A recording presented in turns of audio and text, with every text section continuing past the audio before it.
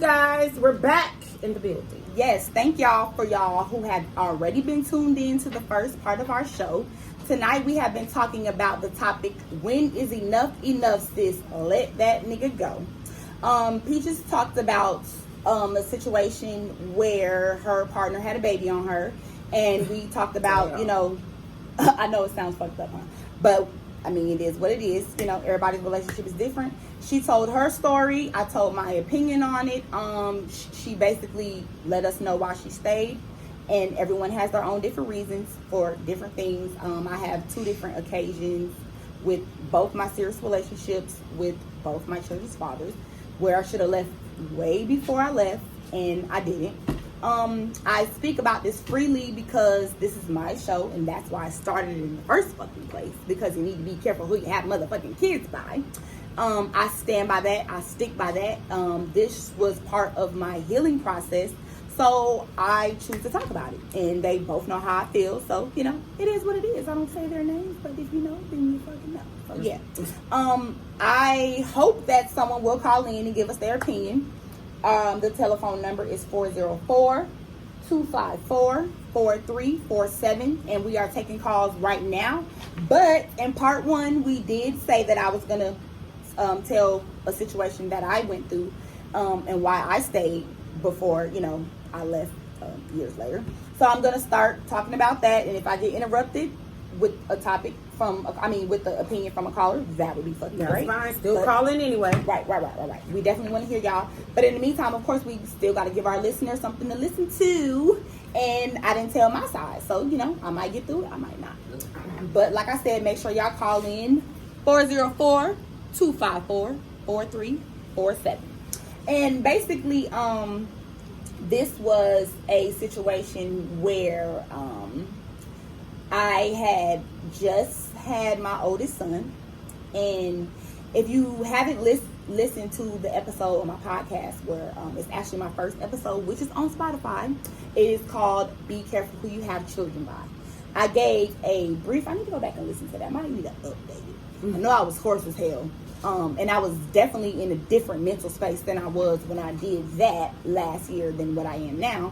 But I basically gave a brief, you know, description, a little bit of details on certain situations, a lot of details on other situations of both the situations that I had with my children's fathers and why I left. I do feel like because I am a parent and I'm a big sister, a big cousin, I have a lot of people, males and females, well, let me say females and males that I love, and, you know, I want to guide them through life, and I want them to know that they really should be careful who they have children by. Unfortunately, my freaking little brother didn't take that advice as much as he said he was. He got caught slipping, and hey, we both have babies by Crispy. But anyway, so basically the situation, to give you a brief description, my relationship with my first son's father went a little backwards. We met and we started talking, and like I get told all the time, I am a male in a woman's body. It's a joke, but, you know, I really do be feeling like that 90% of the time. I have like this much little bit of girly emotions in me. So yeah, and when they come out, I'm not good with crying and sad and all that. It makes me angry. But anyway, so we met, and a couple of months down the line, I ended up getting pregnant. I felt like we were both young, we were partying, we know exactly, you know, he was conceived on New Year's Eve, and you know how that goes. Everybody was lit, we was having fun, we was young, blah, blah, blah, blah, blah. I was 22 when I met him. This was right when I turned 23, when I ended up getting pregnant or whatever. And we had never really talked about being in a relationship. It was just fun times or whatever. I live by this now. I don't ever plan on being in another relationship, again, God willing, but a different relationship, God willing. But I live by the motto, no default relationships. If y'all did not have a conversation and he did not ask you to be in a relationship with him, y'all ain't in no relationship. Just like well, whatever you want to call it. I've been saying that for years, and you just telling me no. So I don't, whatever you want to call it, however you want to call it. Situationships. Exactly. This was the first time in my life that I actually required my man to ask me, like, you know, will you be my girlfriend or whatever. Every time I think about every relationship that I've been in, I never asked that. I've never been asked except my first love, and that was in high school. Right, that was in high school. You know, when we used to write a letter like, "Oh, you want to be my girlfriend? You want to be my boyfriend?" Circle yes, or exactly. Circle maybe. So, that's I ended up getting pregnant, and we never really sat down and talked about a relationship. We kind of both made it clear we didn't want a relationship, but we had became friends or whatever, and we had, of course, like I say, a good sexual relationship, obviously, because we made a baby within a couple of months. So it was a risky situation, but I felt like I was old enough to know what I was doing, and I didn't do anything to prevent it, so I'm finna have this baby. So fast forward to when we have Kari, and I went through postpartum really, really bad. Neither one of us really believed that postpartum was real. Of course, everybody talks about it, but you don't really know how to deal with a situation until you're put in that situation. Like I said before, you don't know what you're gonna do, and what you say you're gonna handle and what you're gonna deal with. It's two different things because I tell people all the time, I left my first son's father and got in a relationship that was 20 times worse and dealt with a lot of different shit, and I would have to live with that forever. That's why I don't believe that you should react off emotions. Take your time, heal. You know, don't react off your emotions. So basically, fast forward to I had my son, and I went through postpartum really bad. It was something that we didn't understand, and I kind of pushed him away. I was either all about my son or just didn't want to be bothered. You know what I'm saying? My body was getting back used to my organs being all messed up and stuff, and I just, none of the stuff that I enjoyed before I had him, I wasn't enjoying it at this time. So it caused him, you know how they say a shoulder to cry on begins somebody to ride on. So it goes into play with work relationships. A lot of people have work relationships. Yes. I want to pause. Don't forget, if you are listening, call in. We want to hear your opinion. 404-254-4347. So yeah. Dang, I lost my train of thought. You said work relationships. Okay, work relationships. So they can be dangerous because you are with that partner most of the day. Right, with that person at work. It can definitely be a physical and sexual attraction just by nature. Exactly. So you have to definitely stay clearly away from those temptations. Right. And I have fell for that a few times. That's a whole nother topic. We all have. Right, that's a whole nother topic. But I used to have a thing about dating strangers. Like, because I went through dealing with a crazy person at 14, 15, I was like, oh no, I don't know you. I don't know nothing about you. I don't know nobody who knows you. I don't fuck with strangers. I need somebody to goddamn know where I can find your mama if I need to. You know what I'm saying? So that's just how I was. So basically, I was a part-time dancer. I used to go to the islands and dance. And then when I was in Atlanta, I used to work at Dugan's. So that's where we met, at Dugan's. So I was sitting at home collecting unemployment. I wasn't working. He was going to work, and I just started. We needed more stuff. We needed more space. I just needed him to be more responsible. So he started working A and B shifts. So if you know about jobs that have 3 shifts, it's basically first, second, and third. So he worked from like, let's say like 10 to 7 to like 7, like. It was mid shift, like one of them shifts where it'd be like 3 to 10 and then 10 to 7. That's what it was. 3 to 10, 10 to 7. And this person that I'm talking about, which I now love her to death. Shout out to my son's stepmother. But she worked in the kitchen where they met at or whatever. And they basically became really good friends. She was going through a relationship. I mean, she was going through a situation with her partner. He was going through what we were going through. And because he was so used to me being who I was before, that wasn't out of him yet. But it was at the time out of me. So, of course, like I say, they spend a lot of time together. They work together, blah, blah, blah, blah, blah. Fast forward to me having Kari, because I used to go up to the job all the time. Everybody loved me. Had Kari. We went up there one day. And all of a sudden, everybody's speaking to us. Everybody's stopping us. Everybody want to see him. She walks by. Mumbles under her breath, hating him. He mumbles under, and I'm like, wait a minute. I just stopped. I'm like, hold up. Oh, she said, hey, Archie. Yeah, under. I just said I wasn't saying no damn names. Oh, right. But yeah. Anyway, everybody knows what's going on. But I stopped and I'm just standing there. You know, he walking with the boys and he like, what's going on? And I'm like, who is that? He's like, oh, that's the girl in the kitchen. No. She liked it. Everybody, because you know how, girl, it was just something in my gut was like, everybody else stopped us. Everybody else wanted to see the baby. Everybody else had been seeing us pregnant or whatever. Attitude. She didn't say hey to the boys. She specifically said hey to you and didn't even say it loud, just kind of under her breath, like, ugh, whatever. I just felt the vibe. So that was the first, that was a gut feeling. So, you know, days go by, weeks go by, whatever. Now, mind you, he worked day shift and night shift. At the time, at first, he didn't work night shift. Once he started working night shift, he cleaned the whole building. So, and monitored the whole building at night. So he had keys to every single room in the Georgia Aquarium. If you know, the Georgia Aquarium has weddings and ball. They have like hotel rooms underground, but of course regular people wouldn't know unless you paid to see that side. So it was just so much access or whatever. And it got to the point where they were having a whole relationship and I didn't know. So he would be leaving work and clocking in for the night shift, leaving work at her house literally every single night, 5 days a week. And I'm thinking, you know, he at work. Life. Exactly. Wow. A double life. So that's why I said I left for finances. Fast forward to I don't know, he had took like a week off or something like that. Every single morning at the same time his phone would go off, ding ding ding ding ding, and I'm like, okay, text messages.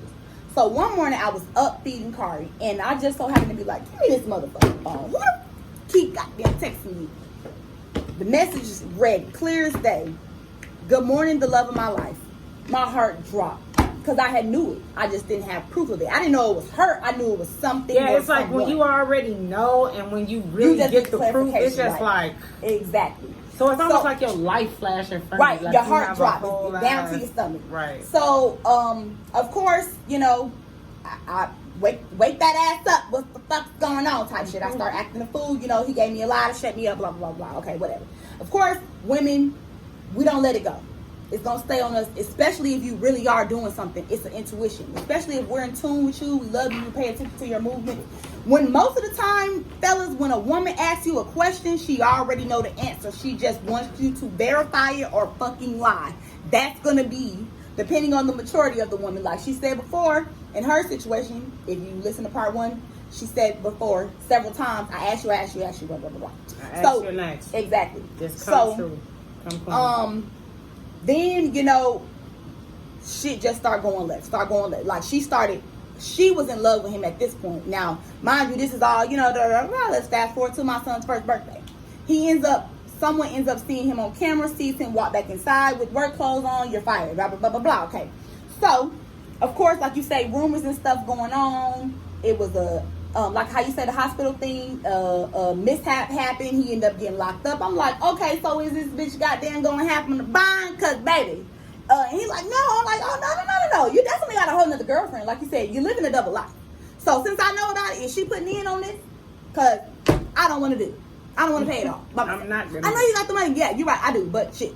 I mean, it is what it is. Because now I got your phone. I'm looking at all this shit. I'm talking to coworkers. You don't know what the hell I'm going through while you behind that cell. You know what I'm saying? So that goes forward or whatever. Shit hits the fan because now it's not working. And I'm taking care of everything. So, of course, again, I'm an entertainer. She find out right. Still, and you're still. I'm still there. I'm still there. So and this is when I realized how women used to say, that's my baby daddy. Like you felt, that's my property. That's my property. Shit, right? No. That's my property. No. You a secret. I'm here. That shit don't mean shit. You know what I'm saying? It's because the nigga gonna do what he wants to do. Exactly. And his love and wherever he at is there. Listen, you can have 50 million kids. It just doesn't matter. If a nigga loves you, he's gonna be there. But it also goes to you being honest with yourself. And we are both polyamorous people. Me and my son's father. Yeah, not me. Right. I said right. Me and my son's father. So here he has 2 women that he is in love with, but he can't bring them too fucked up. He knows it's not going to happen. So he's trying to keep home quiet, keep her quiet. So let me ask you this, and this is something. Well, I mean, I know it doesn't even matter now, but knowing that both of you guys were in the poly world, and then he met her. But maybe because of rules, because you didn't bring her to the table. No, it wasn't even that at the time. I was still on the fence of it. Now I'm 32. This was when I was 24. You know what I'm saying? Right. When I had Carly, I was 24, then I turned 25. So this was all around that time. I was not, I was still trying to find myself. I didn't know, you know what I'm saying? And because we did, have relationships with other girls and stuff, but the way it went about, it would have never been able to, no. Right. Yeah. And this is also, it made me realize that who is for you is for you. You know what I'm saying? Like I say, fast forward to now. And I don't give a fuck. They are married. Yeah. That, you know what I'm saying? Me and her have an amazing relationship. I never, ever, I deal with her and barely him. You know what I'm saying? I co-parent with her. She's, you know what I'm saying, who I got a child with now. Yeah. So, basically, fast forward, when I say for 2 years I stayed. Now, mind you, I found her when my son was a newborn. This was a year later. She texted me on my birthday and told me, since we officially broken up, now I feel like I should tell you everything. The bitch told me everything. When I say my heart hit the floor, and it was on my birthday. If you know me, you know how I feel about my motherfucking birthday. It's a holiday. So I just felt like she purposely ruined my world. I said something to him about it, nutted up or whatever, but I still just couldn't walk away. It got very toxic. And the only reason why it was hard to walk away is because she wasn't done yet. Exactly. And that be the problem. A woman can be getting beat upside her head. And you can't tell nobody, like I said before, about nobody they sleeping with, who they love, who they have a family with, what you're going to take and what you're not going to take. I know now that I had to go through that because we damn sure couldn't be, we would have never made it. I tell people all the time, we would be the best of friends if we didn't have a child together. He's not for me. Of course, at the time, I didn't know. I went through that shit for 2 whole years. Begging, fighting, yes, begging, because hell, if you keep asking, it's begging. Begging, fighting, you know what I'm saying, being lied to or whatever, listen to all the stories, she's a good friend, she just and that, da. It always, whatever happens in the dark always comes to the light. It's like she always disappeared, 4-5 months go by, boom, she called, I see it. Every single time. Now, I'm going to tell you what my deal breaker is, because the guys, people, look, we're 9:55. Well, I don't know which one. 1 o'clock say 9:53. 1 o'clock say 9:55. This one was on tune in my phone. Okay, so at the end of the day, you guys definitely please call in. But what I was about to say is, it's too late to call in. I mean, we got 5 minutes. We got 5 minutes. It's never too late. But if you guys got to call in, really get to the phones and make them calls. But I wanted to say, post it under our post too. We want to know. Right. But what I wanted to say was, damn it, I forgot to goddamn, it just, don't you hate when we both do that? It's just a brain freeze. And this is something where I can say,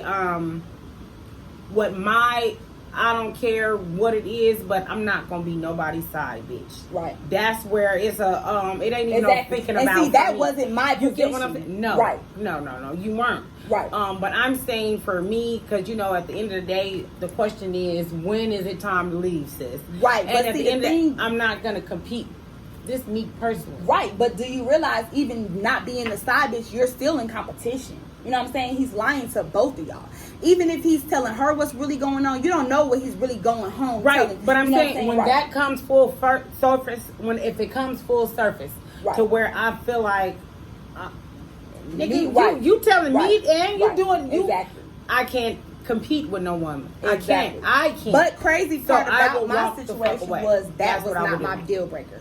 Finances was my deal breaker. Oh yeah, I couldn't take it anymore. Like I say, this was a 2-year period. Y'all remember I say he lost his job the weekend of my son's first birthday. He did not work the rest of our relationship. I was an entertainer. I made great money.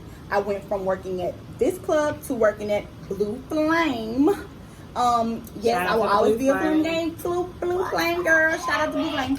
But yes, I went from working there, literally making about 3 to 5 times more a week than I ever made at the other club. So it got comfortable, and then I got back into the swing. Once I got past that postpartum, it took me about a year, a good year, around the time that I found out about her and he lost his job and stuff, and I started working at this new club. Not even before I started working at this new club, because by the time I started working at this new club, we were doing great in our relationship. But it took a lot out of me, and I started having to get in my emotions together, like prepare myself mentally. And I told myself, if he don't have a job and he's not helping in a year, he gotta go, because he's not, you know, you're an asset. You're not an asset. You're a liability. So we got a couple more minutes. So I just want to say, fast forward or whatever to why I left. I literally took care of me, him, our son, and his oldest son. I had bad back problems. I was getting up every single day for about a week straight in tears almost. And I just, one day he was just like, why do you just don't go to work? And I'm just like, who is going to pay these fucking bills if I don't go to work? He's thinking about how much money I'm making. I'm thinking about how much money I'm putting out. So, basically, I'm at work. I'm in pain. I get on Instagram and he at home chilling and shit. That was the last straw. I packed up, left work. I gotta go. Here go my tip out. I'm hitting the highway on my way home. That was a major issue, but it was a build up, and it only took one little thing. One little thing, and I literally came home like, you gotta go, and he's like, what the hell? Our whole point is, you know, it doesn't have to be something big.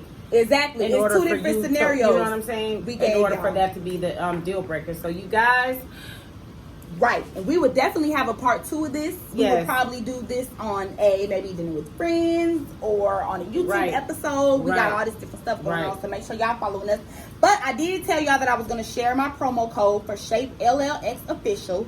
Go follow them on Facebook and Instagram at Shape LLX Official. I do have videos up of them. I will continue to post more daily or every other day. In my new workout gear and stuff like that. Yes, y'all can see this body transformation. But my promo code is Leela2020, LEELA 2020 for 15% off of your entire order. Y'all help a girl out, because help me get some coins, because I get paid for this. This is sponsorship time. You know, this is what I do this for, to give y'all the good shit, give us, let the world, you know, love us for our great personality. And what? Oh, and I got one more thing. I definitely want to give a shout out to my bruh. He just opened up his night catering business called Nighthawk. Definitely follow him, because he got them fire-ass plates. Place your order. Yes, if you love go food to Nighthawk. I'm telling you, please go to his Instagram right now and check out his orders and everything. I'm gonna tell you, this man can cook, and he's doing it on the late night too. So guess what? It's real good home good food. Let me tell you, you ain't gonna find no place other than that. Okay, so we are out of here. Y'all have been tuned into Keeping It Real with Leela on Hits 92.3. I am your host, Leela LaCherie. And I am the co-host, Auntie Peach. And we are out of here. Y'all have a wonderful hump day evening. Peace.